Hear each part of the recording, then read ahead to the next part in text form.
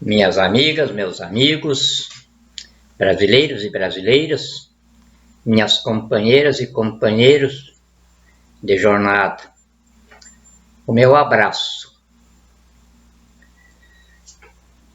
Hoje vamos falar um pouquinho do final de festa, porque para o guerreiro a guerra é uma festa.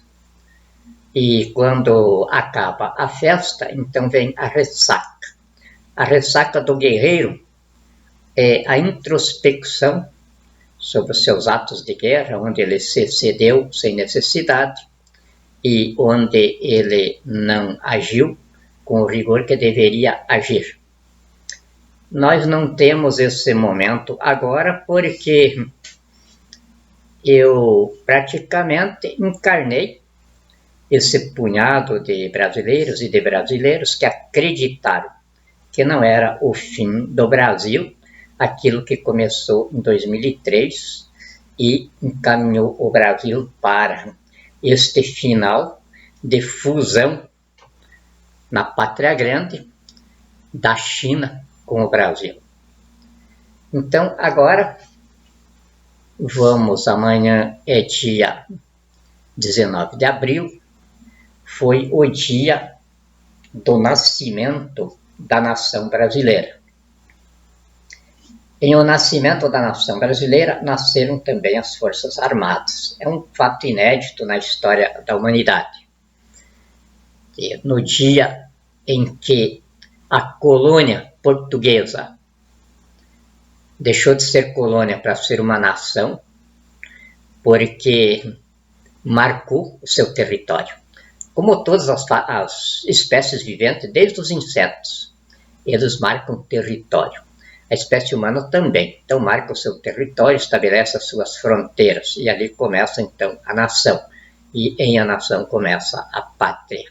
Isso começou dia 19 de abril de 1648 no Monte Guararapes, onde a colônia portuguesa resolveu ser a dona da nação e expulsou daqui todos os estrangeiros que queriam também ter uma partezinha no país, como eles fizeram na parte em que hoje são os nossos vizinhos espanhóis. Eles queriam fazer isso dentro do Brasil, mas os colonos aqui, liderados pelos grandes generais que nasceram naquela ocasião, Henrique Dias, Felipe Camarão, expulsaram forças poderosíssimas, como era o caso da força holandesa. Então são fatos que nos levam agora à reflexão. Quando nós estamos nascendo, ou já nascemos sim, agora nós já estamos na fase de começar a estabelecer-nos como o povo soberano do Brasil. Então, são fatos históricos que só aconteceram conosco aqui. Quando os portugueses descobriram o Brasil em 1500, no dia 26 de abril, engraçado é tudo praticamente neste mês, dia 26 de abril, eles entregaram a terra em posse para Deus. Isso só aconteceu aqui. Já levantamos a história de todos os nossos vizinhos aqui da América do Norte, onde nós conseguimos ainda vestígios históricos do início das suas civilizações. Aqui foi o Brasil o único que teve isso. Quer dizer, na saída, já pesquisamos também, na saída do Tejo em Portugal, aquela expedição comandada por Cabral saiu em nome de Jesus. Fizeram lá uma prática religiosa, embarcaram ali os sacerdotes da época, porque eles não saíram para descobrir terra, eles saíram para encontrar cravo, especiarias da Índia, para venderem, fazerem em Portugal um grande empório dessas especiarias da Índia. E não sabem contar como que aconteceu. As caravelas de Pedro Álvares Cabral e não dá para se estabelecer como um erro de navegação de Pedro Álvares Cabral, porque ele era um dos mais experimentados navegadores da época, junto com Cristóvão Colombo, enfim, todas as experiências dos grandes navegadores vikings. A escola de navegação, inclusive, era em Portugal. Então, não se pode imaginar que tivesse acontecido um erro, e nem a notícia de alguma tempestade no alto mar tivesse desviado as caravelas da rota para as Índias. O fato é que, viajando para as Índias, de repente, o cara que fica lá em cima, vigiando naquela época, entre as velas, gritou: terra à vista.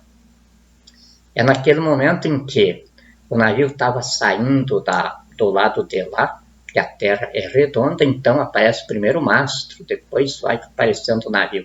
Lá também a visão é a mesma coisa. Então, quando o navio estava saindo, entrando para outra esfera da terra, ele gritou terra à vista. Quer dizer, era o Brasil.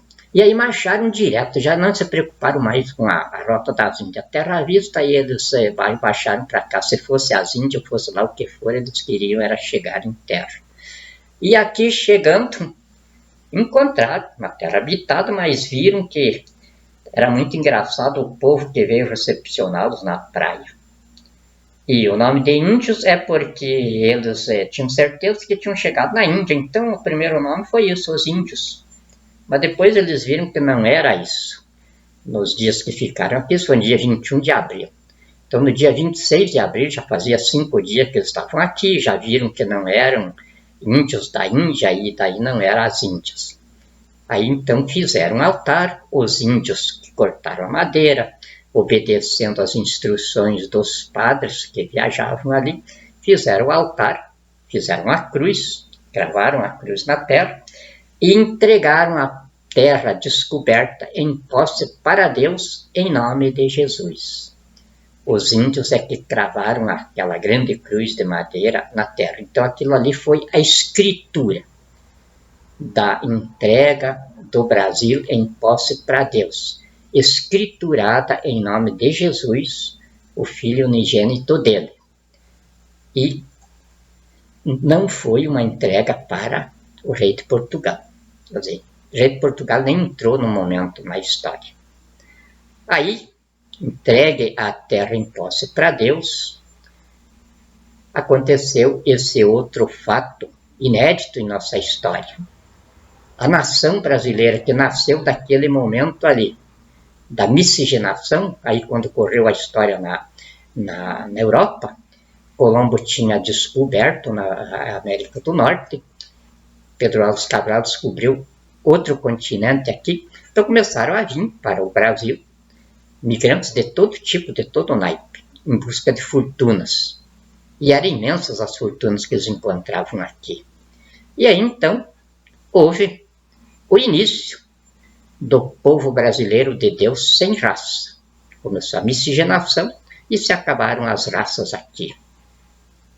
Aí, dia 19 de abril, amanhã, esse povo sem raça, que já se considerava capaz de marcar as suas fronteiras, expulsou daqui todos os outros que queriam também fazer posse aqui no Brasil. Expulsaram holandeses, expulsaram franceses, ingleses, espanhóis e os nossos grandes generais, que agora eu vou fazer grandes monumentos para eles aí, porque nós vamos começar a nossa história agora, que os grandes generais, quer dizer, o negro Henrique Dias, o índio Felipe Camarão, então, eles que comandaram os colônios. Ali nasceu as nossas Forças Armadas, nasceram as Forças Armadas em a nação brasileira.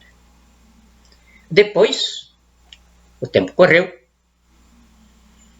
D. João VI resolveu o problema de família dele, que tinha a encrenca entre o segundo filho dele, que não era rei, mas tinha tudo para ser rei e se preparava para ser rei. E o dono do trono, que era D. Pedro I, não queria ser rei.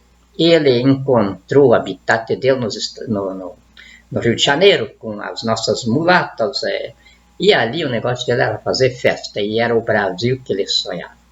Então tinha aquele problema aí, D. João VI chamou os dois quando as cortes portuguesas exigiram a volta dele para Portugal, senão eles iam declarar Portugal que ia ficar independente do Brasil, iam deixar o D. Pedro aqui e fazer outro reino.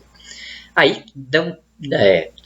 João VI então chamou os dois filhos e colocou para eles a situação. Olha, vocês ficam encrencados aí por um reino lá de Portugal, que aquilo já passou dentro da grandeza do Brasil. Mas o segundo, me parece que era Dom Manuel o nome dele, ele quer ficar com o reino de Portugal. Então você, o D. Pedro, fica aqui de rei do Brasil. E aí, enquanto eu viver, eu vou ser o pai de dois reis, o rei que vai me substituir em Portugal e o rei que vai ficar aqui. E aí uniu os filhos, e uniu a família toda. E deu o que o D. Pedro queria. Aí não houve independência, não houve coisa nenhuma. A independência do Brasil foi isso. Aí ele comunicou as grandes potências na época, que era França e Inglaterra. A França exigiu que o soberano brasileiro, então, fosse do Grande Oriente francês, quer dizer, que entrasse na maçonaria, porque, na época, era o Estado Vaticano II de um lado, que comandava o mundo, e o Grande Oriente maçônico do outro, que comandava também. E D. João VI era do Grande Oriente francês, não teve dúvida nenhuma, então prometeu para eles que D. Pedro se iniciaria na maçonaria. E se iniciou. D. Pedro foi o primeiro caso no Grande Oriente do Brasil, onde ele foi iniciado, assentado e elevado tudo num dia só. Ele nem sabia o que estava ocorrendo com ele ali. Mas como o seu Andrade, que era o tutor dele, era o homem que tinha feito a independência, então, aí era do Grande Oriente francês, então fizeram tudo aquilo, e como ele ia ser o rei, aquilo não interessava quanta cerimônia, quanta liturgia tinha de passar. E aí passou por aquilo, não sabia o que estava acontecendo, mas passou tudo num dia só. Foi o primeiro caso. Depois houve um outro caso também, o segundo. Esse aí eu me reservo de contar. Aí, D. Pedro, tanto que não houve independência, era um acordo de família, que aí D. João voltou para Portugal, e daí os portugueses começaram a pressionar ele para submeter o Brasil de novo. Ele contou a história lá, mas os portugueses não quiseram aceitar. Mas acontece o seguinte, que D. João, inclusive eu, quando fiz curso de ciências políticas, eu aprendi isso fora do Brasil. O maior político que as ciências políticas têm daquela época era D. João VI. E, de fato, o que ele fez era extraordinário, era um estadista nato. E ele não mostrava isso porque era guloso, ele só vivia comendo frango com arroz, que ele gostava demais. Comia 2 frangos por dia, diz a história. E ele era bem barrigudo mesmo. Mais de uma inteligência fora de série. Então, ele tinha costurado bem, ele sabia que quando chegasse em Portugal ia ter problema. Aí, então, organizou. A França exigiu que o soberano fosse maçom, do Grande Oriente francês. A Inglaterra exigiu que as 2.000 libras que a Inglaterra tinha emprestado para Portugal para a corte vir para o Brasil, passasse a ser dívida do Brasil. Você vê como é que os ingleses trabalham com o imperialismo deles. E os Estados Unidos já eram independentes, eles exigiram que não fosse um império, que o Brasil fosse uma república. D. João explicou para eles que no início tinha de ser um império, mas imediatamente satisfazia os Estados Unidos. Então, as 3 potências sobressalentes do mundo da época já estavam com o Brasil reconhecido como nação soberana. E aí, quando veio D. João querendo dar satisfação para as cortes lá também, porque não queria criar problema em Portugal, então mandou as famosas cartas pedindo para D. Pedro voltar. Mas o José Bonifácio já tinha mandado ele para acalmar os paulistas, dos cafeicultores de São Paulo, que estavam querendo aproveitar e fazer do São Paulo um país independente. E Dom Pedro estava indo para fazer isso aí. Aí diz a história que José Bonifácio mandou um estafeta a cavalo, e aquele estafeta foi quase que um bandido, porque quando um cavalo cansava, ele simplesmente chegava aonde ele encontrava o morador na beira da estrada, deixava o cavalo cansado lá e pegava um cavalo, um burro que tivesse ali, montava nele e continuava a viagem. Então, por isso ele alcançou Dom Pedro nas margens do rio Ipiranga. E lá ele deu o grito. Primeiro país do mundo que ficou independente por um grito. E aí as cartas de Dom João desapareceram. Aí o Grande Oriente é que conta a história. Dom Pedro, viajando, tomando aquelas águas quentes pela beira da estrada, sofreu uma disenteria, e aí foi fazer as necessidades ali no mato, depois que ele deu o grito, e não tinha outro recurso, ele usou as cartas. Por isso que as cartas de Dom João não constam em lugar nenhum, só tem a história que elas existiram. O fim das cartas foi esse. Dom Pedro não deu muita importância histórica para a coisa, ele nem sabia nada de história, nem sabia o que ele estava fazendo para a história. Inutilizou as cartas lá para fazer a higiene dele. E aí, então, isso foi em setembro. Mas aí, a nação caminhou para frente. Sem independência, nós éramos uma colônia subdesenvolvida, paternalizada, às vezes pela Europa, às vezes pelos Estados Unidos. Até que daí, Getúlio Vargas resolveu fazer um país independente. E aí, fez a ditadura Vargas, que durou 19 anos. E nesses 19 anos, então, Getúlio Vargas era um estadista fora de série, um jurista dos maiores que nós tivemos. Então, foi ele que deu à colônia uma estrutura de Estado perante o mundo e fez o Brasil ficar respeitado. Porque antigamente era considerada a terra das bananas, a terra dos macacos, a terra do café. Ninguém falava em um país. Getúlio Vargas foi que deu a respeitabilidade para o Brasil de um país soberano. Aí Getúlio Vargas foi deposto e surgiu então a China. China começou a ter planos de anexar o Brasil em 1961. Chegou ao poder com João Goulart e Jânio Quadros. Aí combinaram, João Goulart foi para a China para organizar a tomada, fazer a fusão do Brasil com a China, o comunismo maoísta. O comunismo maoísta é a pior fórmula política que surgiu na face da Terra, porque na verdade ele é o pensamento reptiliano. O pensamento reptiliano não tem nada a ver com os humanos aqui. Eles querem acabar com a raça humana e ficarem de donos sozinhos da Terra. E esse era o comunismo que eles chamavam o comunismo maoísta, de Mao Tse-tung. E era o que ia ser implantado no Brasil já em 61. Mas as Forças Armadas não concordaram com a coisa e então, liderados pelo general Odílio Diniz, furaram o esquema. E aí, em 64, as mulheres, João Goulart com Brizola, fizeram o famoso comício da entrega do Brasil, quer dizer, a fusão do Brasil com a China. Estavam lá as pessoas que tinham vindo com João Goulart, lá da China, grandes estadistas chineses, quer dizer, reptilianos, e aí fizeram o famoso comício da Central do Brasil, em que ficou declarado que o Brasil era um país comunista maoísta, não era comunista russo.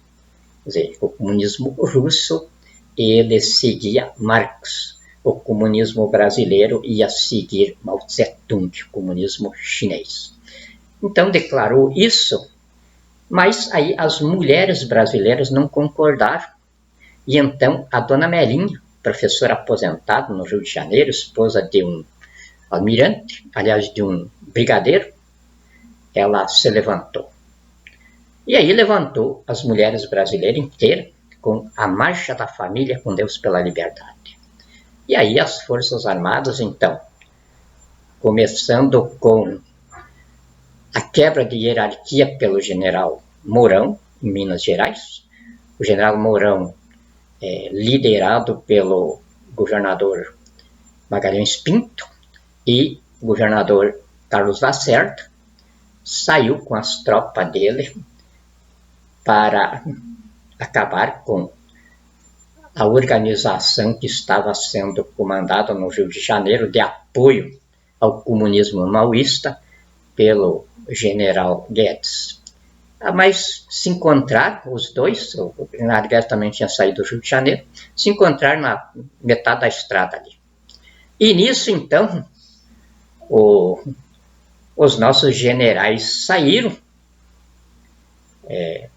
do marasmo que estavam e quiseram saber o que estava acontecendo em Brasília. Não houve tomada de poder, não houve nada. Isso é tudo uma mentiragem que nós vamos agora esclarecer para a nossa juventude, para a nossa nação. Eles se introduziram no meio do poder ali para ver o que estava acontecendo. A Marcha da Família com Deus pela Liberdade estava tomando conta do Brasil inteiro. E aí então o João Goulart resolveu sumir. Não recebeu os militares nem nada, sumiu, ninguém sabia para onde ele tinha ido. Aí o senador Mauro Moura Andrade deu posse para o deputado Ranieri Mazzilli na presidência interina da República. E então, no dia 16 de abril, isso no dia 31 de março, foi que os militares então se apresentaram no mundo político. Mas não houve uma revolução. O Guedes se encontrou com o Mourão lá, e aí, enquanto eles estavam conversando, aconteceu isso em Brasília. Aí mudaram o presidente, daí comunicaram lá o general Mourão que não precisava mais confronto, já estava tudo resolvido o problema aqui. Aí eles mataram 4 vacas lá, fizeram churrasco e comer, cada um voltou para os seus quartéis. Essa foi a Revolução 64. Aí no dia 16 de abril, o Congresso Nacional, como a Constituição da época recomendava, elegeram o Marechal Humberto de Alencar Castelo Branco para completar o mandato de Jânio Quadros. Não houve tomada do poder, não houve deposição de governo, não houve nada disso. É uma mentiragem que esses bandidos, cafajestes, crápulas da pior espécie, estrumes caídos das latrinas do inferno que estão aí, e vão voltar para as latrinas de onde vieram. Isso dentro de poucos dias. Porque o que eles fizeram para o povo brasileiro não permite que nós continue dando espaço para eles aqui. Então, eles inventaram todas essas histórias. Aí,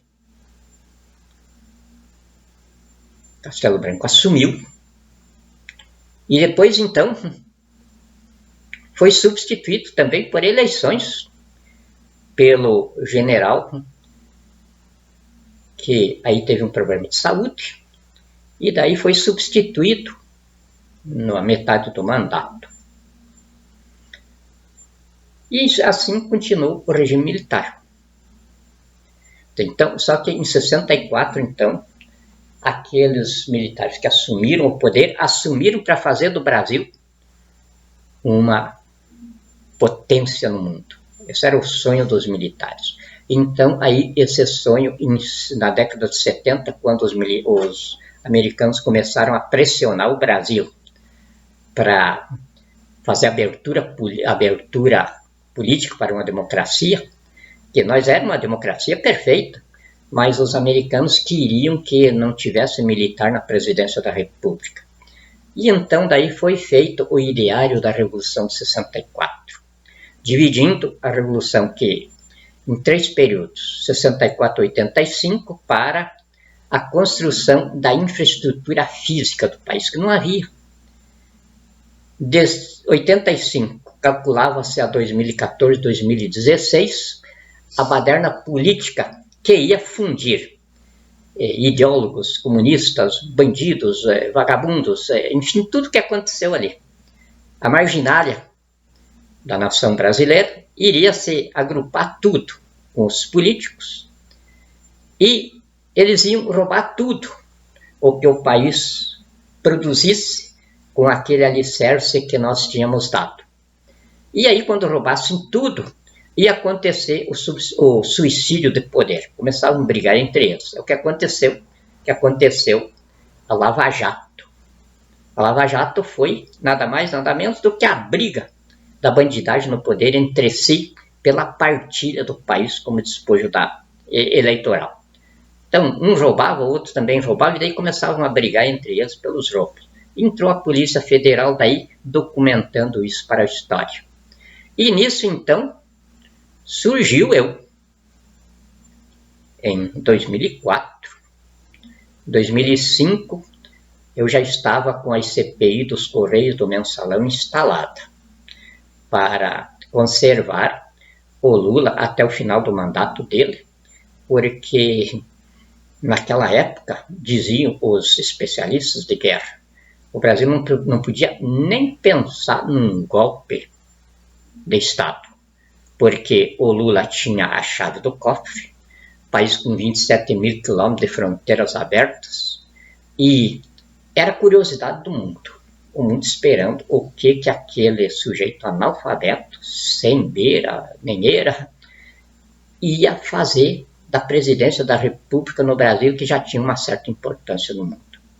Então não podia haver o golpe que as oligarquias do poder, que eram formadas por São Paulo, Minas e Rio de Janeiro, sempre mandaram, aí foram suspensas no período da Revolução 64, e eles entenderam que com o Lula eles voltariam para o poder. Por isso entregaram, quer dizer, colocaram José Alencar, um empresário que ia substituir o Lula na presidência da República e ia voltar a República do Café a mandar no Brasil. E isso nós não podíamos deixar acontecer, porque ia desfechar uma guerra civil que, como dizia o general Paulo Chagas, sabemos como começa e quando começa, não sabemos quando vai terminar e em que estado vai ficar o Brasil. E era isso. Aí conseguimos com a fórmula das CPIs. A CPI dos Correios do Mensalão, isto era, abrir as comportas do Mar de Lama e deixar que o entulho da República, que sempre existiu, jorrasse por cima do poder.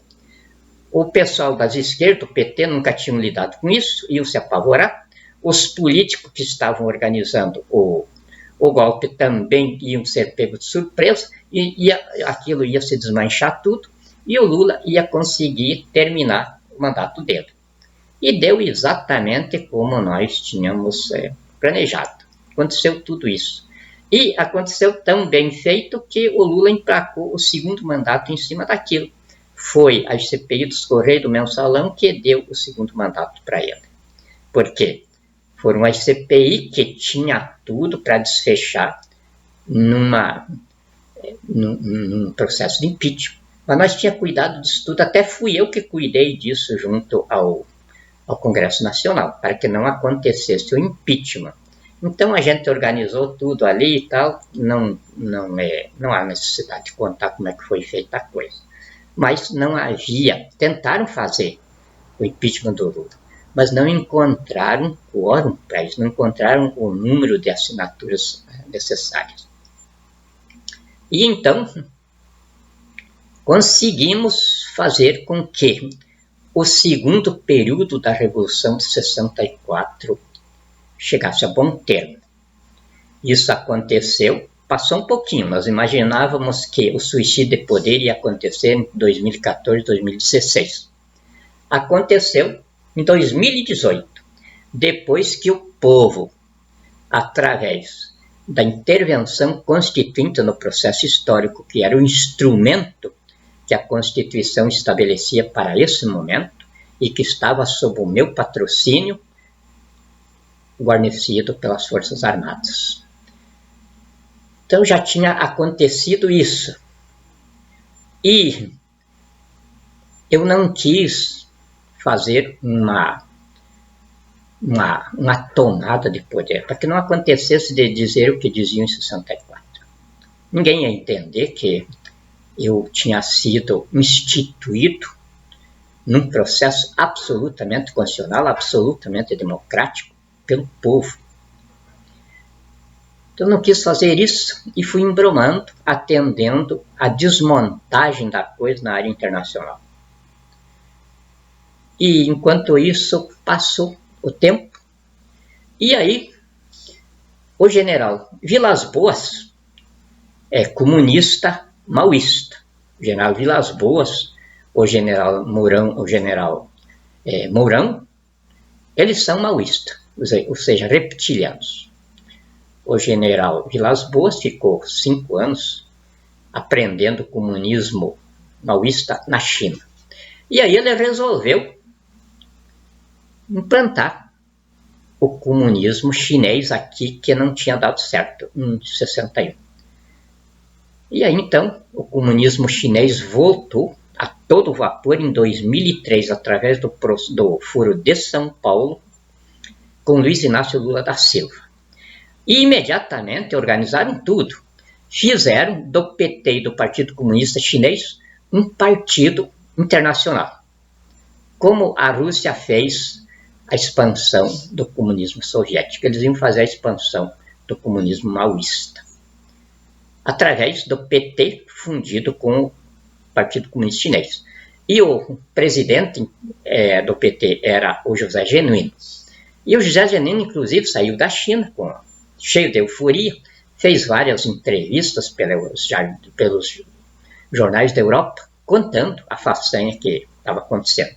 Brasil e China eram praticamente uma única potência emergente, eles diziam. E isso, então, redobrou os nossos cuidados, não meu, cuidado das Forças Armadas, eles que tinham a responsabilidade pelo ideário da Revolução 64. Mas eu fui chamado à luta.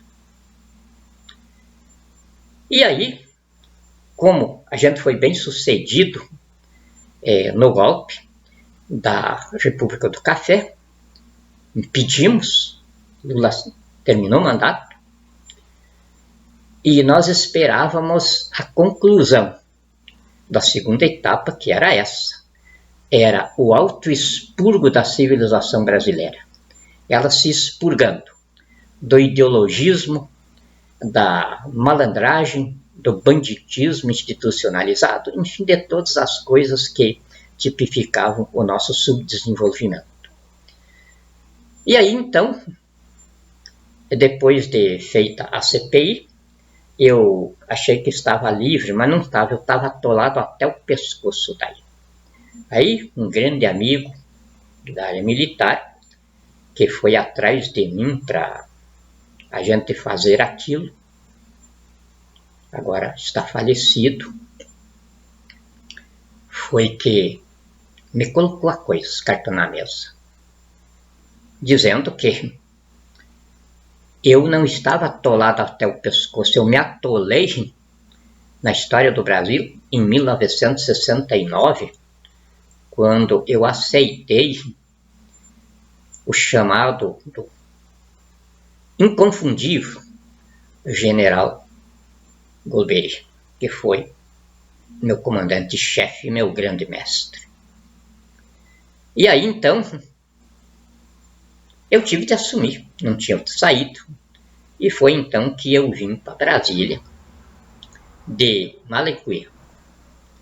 E aí começou, então, na medida em que o comunismo chinês ia fazendo as coisas aqui, eu ia desmanchando com as equipes de inteligência que até agora nos acessaram. E então, evitamos a implantação do comunismo maoísta, porque na medida em que eles construíam, nós, como vermes nas entranhas do poder, destruía. Assim foi que Dilma trouxe 34 mil terroristas alugados de 13 países da Europa, da África, que eles produzem terroristas para vender para os terroristas no Oriente Médio e produzem também guerrilheiros para vender para os Estados Unidos, para a Rússia, nas guerras que eles fazem. E a Dilma, então, tinha trazido 34 mil desse gente para cá, alugados. Aí ela disse, quando tinha de pagar o aluguel lá para o pessoal, pagar adiantado, ela falou que o Brasil estava perdoando dívida para 13 países da África. Nós nunca tivemos nada com esses países lá para o Brasil ter crédito deles. Mas ela falou isso, o brasileiro não é de perguntar nada, nem de investigar nada, e a Dilma estava pagando dívida. Isso aí caiu nas minhas mãos. Nós sumimos com 32 mil. E 2 mil saíram daqui. Isso tudo a nação não sabe. Fica pensando que a gente ficava escrevendo papel, sem fazer. Não. Nós estivemos no campo da luta, limpando o país. Porque se não tivesse feito isso, eles nós não tínhamos chegado a bom tempo como chegamos. 34 mil terroristas da pior espécie. Vocês imaginam o que eles faziam lá no Oriente Médio. E eu não estou tergiversando, porque vocês podem pegar a imprensa e ver que do momento em que eu comecei a aparecer nas redes sociais, devagarzinho eu saí, também dali uns tempos começaram a desaparecer a propaganda do terrorismo no Oriente Médio. O mundo começou a ter um outro caminho. Então, isso aqui eu me refiro para informar para vocês uma coisa que daqui a uns tempos vai ser totalmente assunto até banal no Brasil.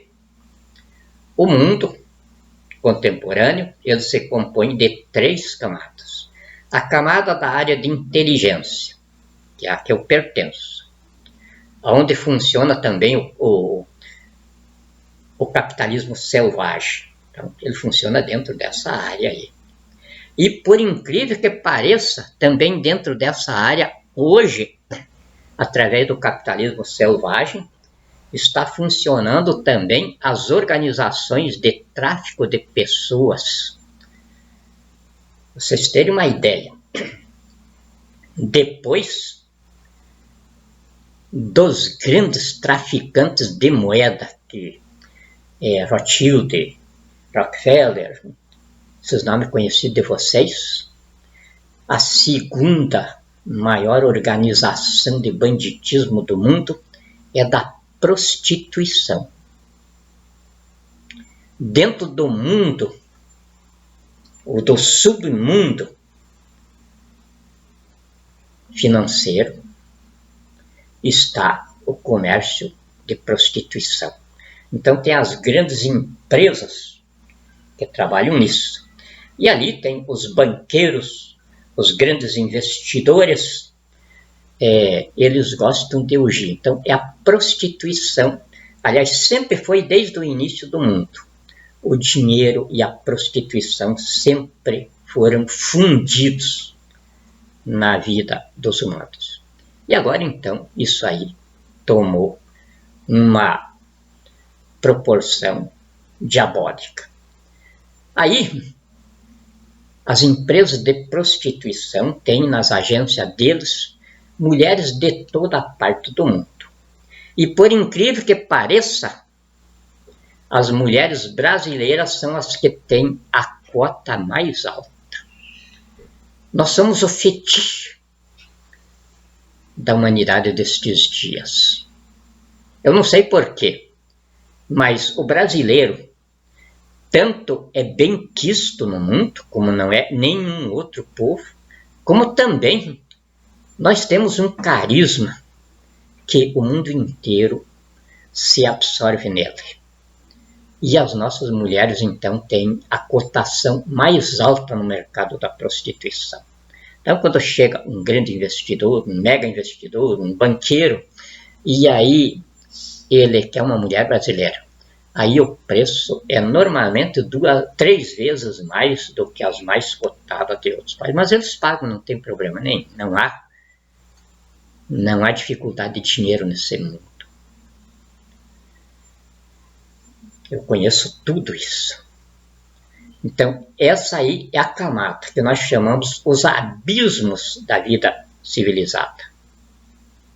Desses abismos da vida civilizada vem a sustentação para a segunda camada, que é do poder. Então, os grandes poderosos do mundo,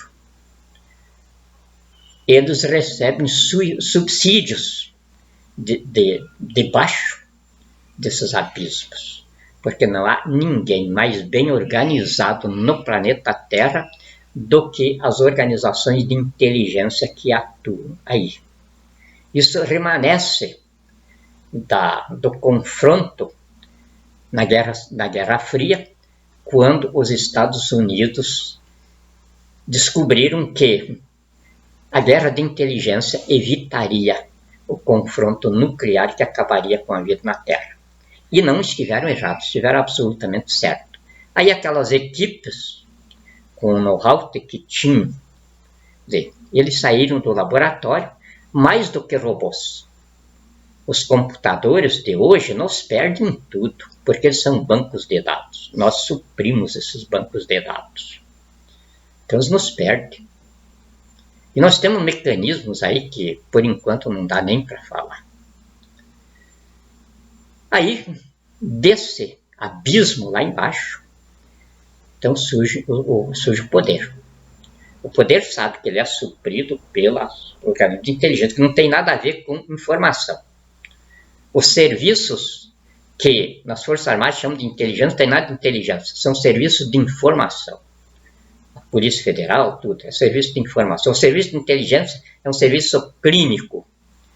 Ele faz o diagnóstico da civilização. Ele faz o diagnóstico de um país dentro do contexto de civilização.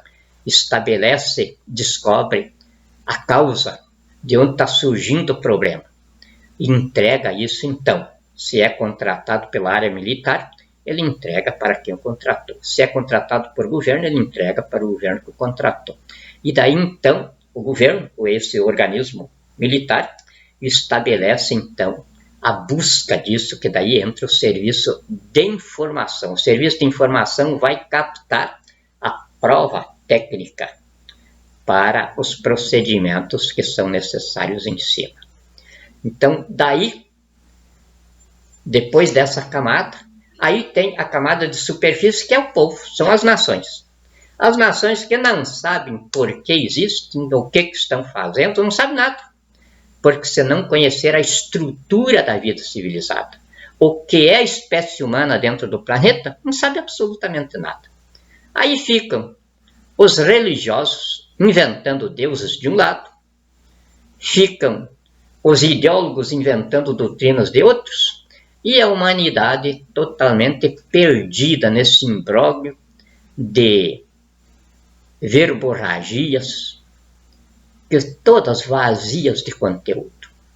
E aí surgem esses sistemas de governo absolutamente incoerentes, ilógicos, puramente verborrágicos, que é o caso do Brasil.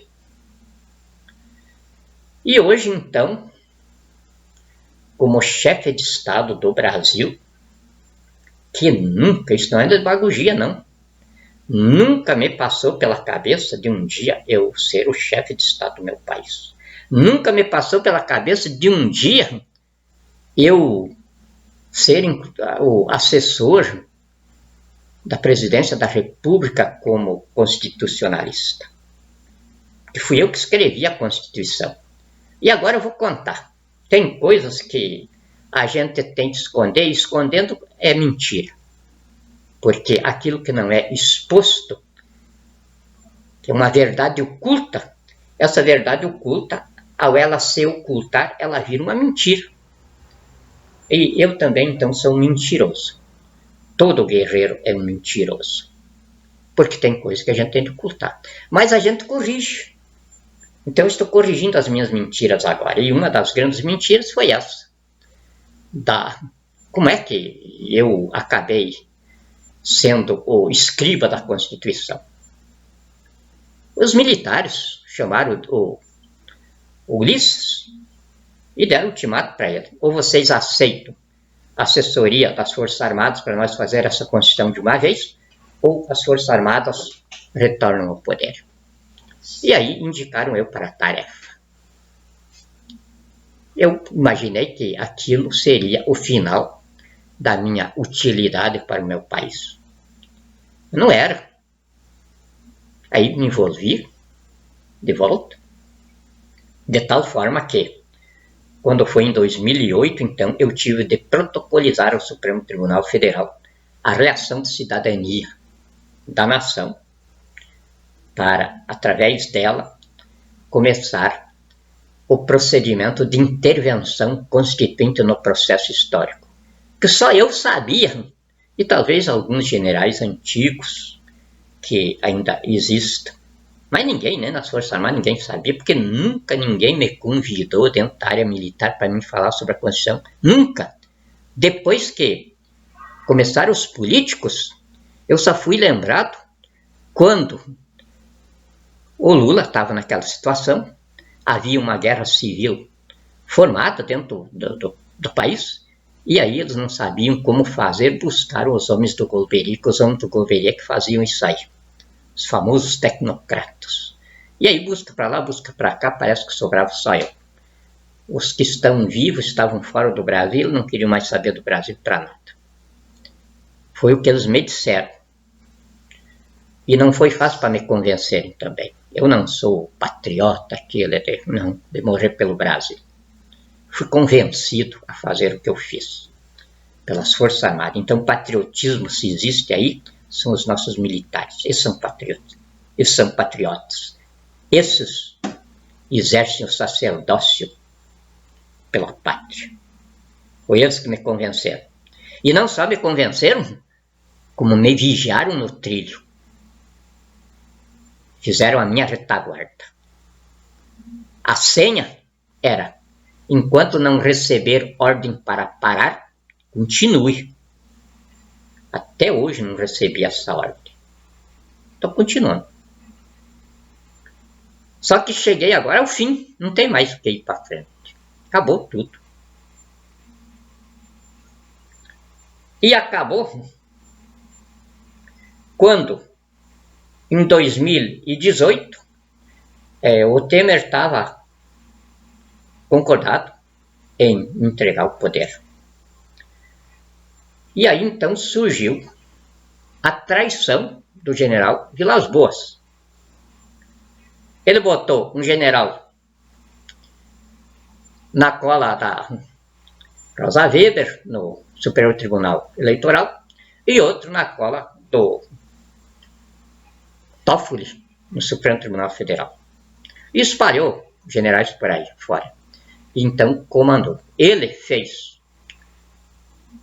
o golpe eleitoral terrorista contra a Constituição em 2018, tendo Bolsonaro como bucha de canhão, porque o golpe era para, em seguida, assumir o general Mourão e aí eles fazerem uma nova Constituição. Isso o Mourão, inclusive, falou várias vezes, e eu tenho todas as gravações, em que eles iam assumir, e aí ia haver um governo cívico-militar, e iam nomear, então, uma comissão, porque a Constituição não precisava ser feita por Assembleia Nacional Constituinte. Uma comissão podia fazer uma outra Constituição. E aí, o grupo se formou sob a assertiva de que eu, com a minha Constituição, sem as Forças Armadas, morreria na praia com ela. E só que eu não estaria no patrocínio da nação na intervenção constituinte no processo histórico se não tivesse envergadura profissional em todos os sentidos para isso. No mês de julho de 2018, eu extingui os partidos políticos e suspendi as eleições. Tudo baseado num processo aberto no Conselho de Segurança da ONU e depois perante todos os tribunais internacionais, fechando no Supremo Tribunal Federal. Decorreu as eleições. E aí, no dia 1º de janeiro de 2019, quando eu deveria tomar posse, porque estava tudo acertado, inclusive eu tinha dito para o Temer que ele não precisava desocupar o Palácio da Alvorada, não ia morar lá. Não vou. E aí, o general Vilas Boas concluiu a fusão de Brasil com a China no projeto Pátria Grande que o PT anunciava. Colocou Bolsonaro na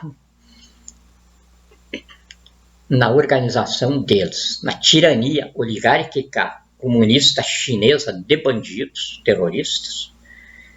Foi substituído a gangue, as quadrilhas de Michel Temer, foi substituído pela quadrilha ou milícia de Bolsonaro.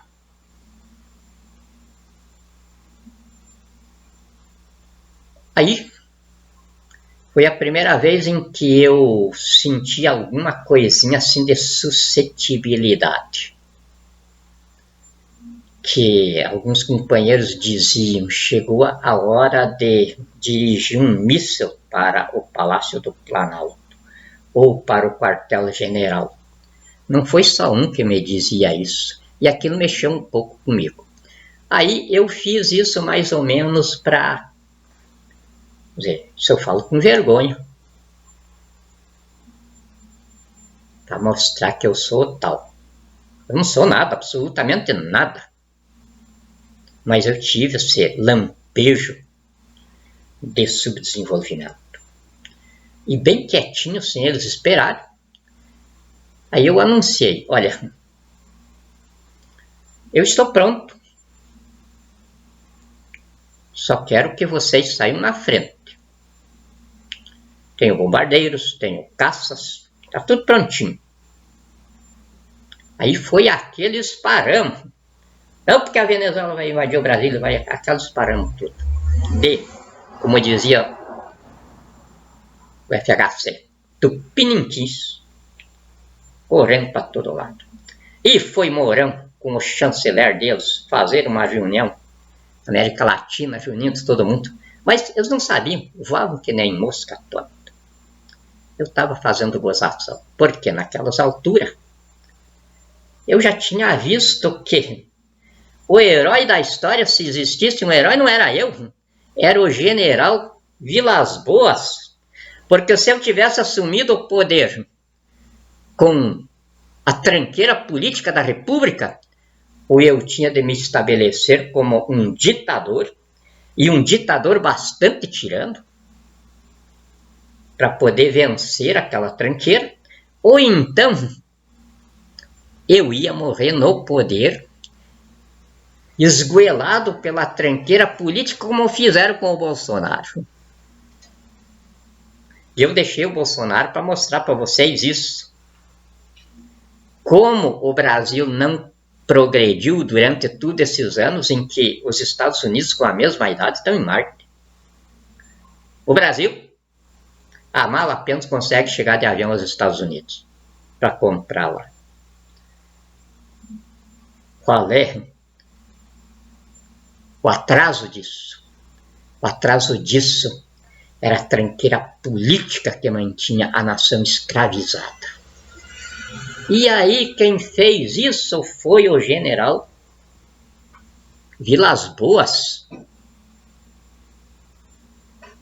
Foi ele, com o golpe eleitoral de 2018, que me entregou o país sem a tranqueira política, sem Congresso, sem assembleias legislativas, sem vereadores.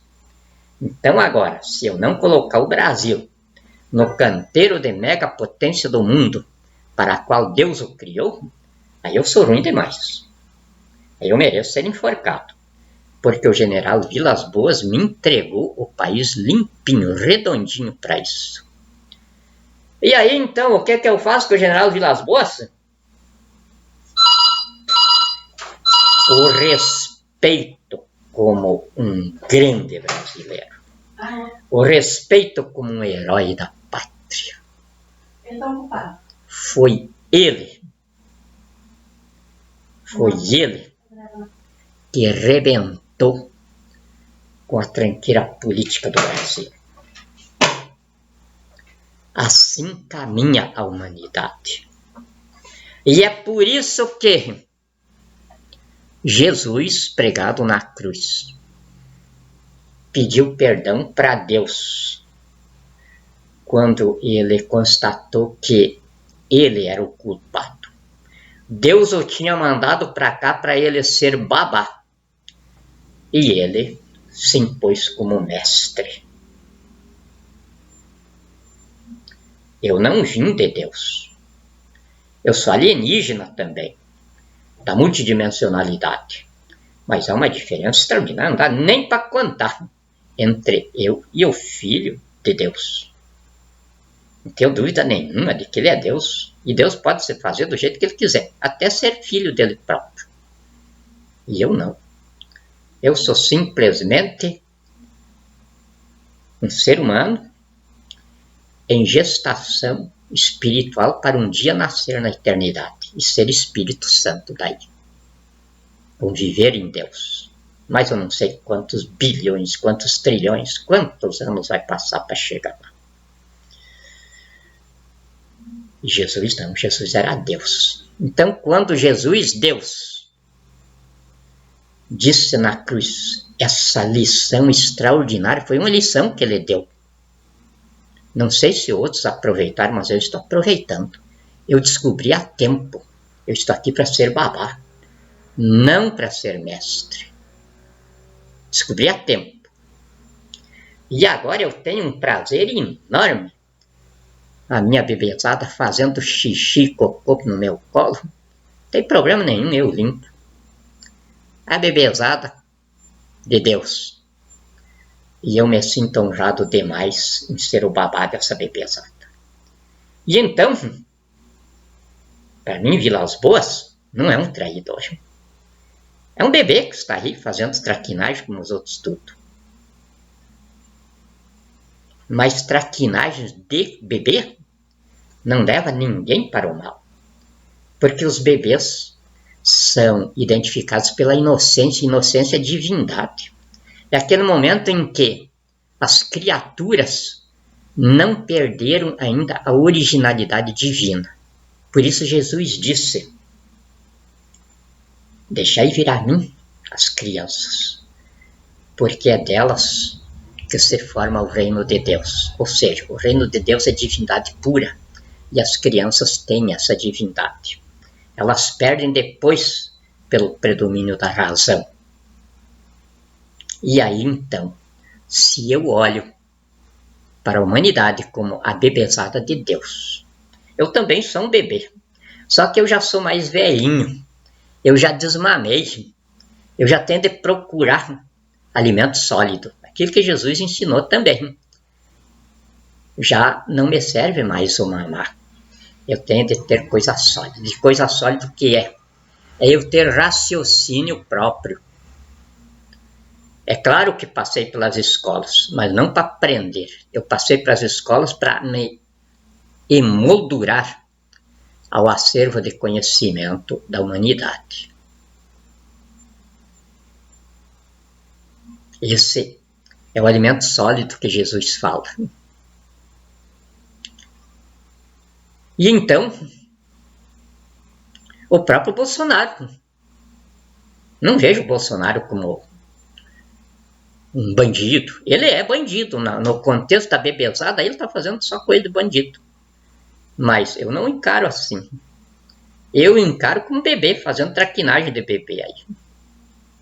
Até agora, a segunda-feira, eu estarei ajuizando uma representação contra ele e o ministro da saúde dele, e aconselho vocês tudo, os velhos aí, a fazer. Porque ele me ameaçou de morte se eu precisar de saúde pública. Eles me matam lá.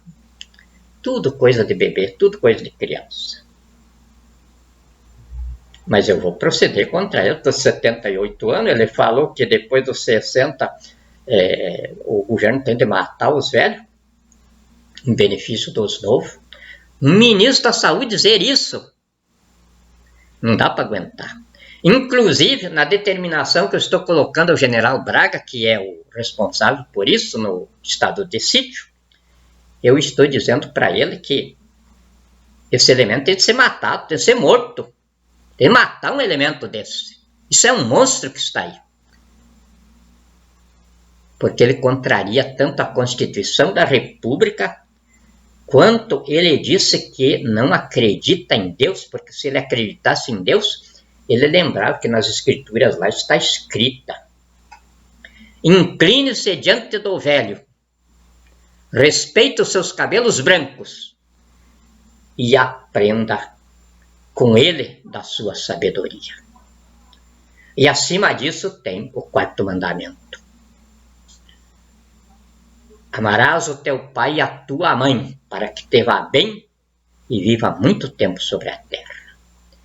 E depois o novo mandamento de Jesus: ame o teu próximo como a si mesmo. Esse monstro jamais ouviu falar desses mandamentos. Então ele não serve aqui para nós na civilização brasileira cristã, cujo Deus patrono é Jesus Cristo. Estou dando ordem para matá-lo. Porque eu, se encontrar na rua, meto uma bala na cara dele sem pestanejar. Porque eu estou sendo ameaçado. Ele diz que vai me matar se eu precisar de saúde pública. Então isso basta para me meter uma bala, ou talvez duas, ou talvez um cilindro inteiro de bala na cara desse vagabundo. Miliciano, sem alma, sem sentimentalismo humano nenhum. Mas com isso aí, encerrou a nossa jornada. Porque a partir da semana que vem, o general Braga terá de dizer para que veio no estado de sítio. Eu estou com a bagatela de 10 trilhões para acabar com isso. Com 10 trilhões, eu tenho a força bélica que eu necessitar. Já consultei os organismos de inteligência pelo mundo afora. Estão todos esperando para fecharmos o negócio. É isso que o general Walter Braga vai ouvir de mim na próxima semana. Me alonguei de 1h03, mas peço desculpa. Mas aqueles que não tiverem saco para ficar todo esse tempo me ouvindo, ouvem 10 minutos, 1 hora, 20 minutos de outro. Agora eu gostaria uma coisa: que todos que pudessem gravassem esta minha fala, porque vocês vão precisar muito dela enquanto eu estiver no poder. E enquanto o Brasil não estiver dentro do ideário da Revolução de 64, que era para quando encerrasse o segundo período do suicídio de poder, ele ser instalado.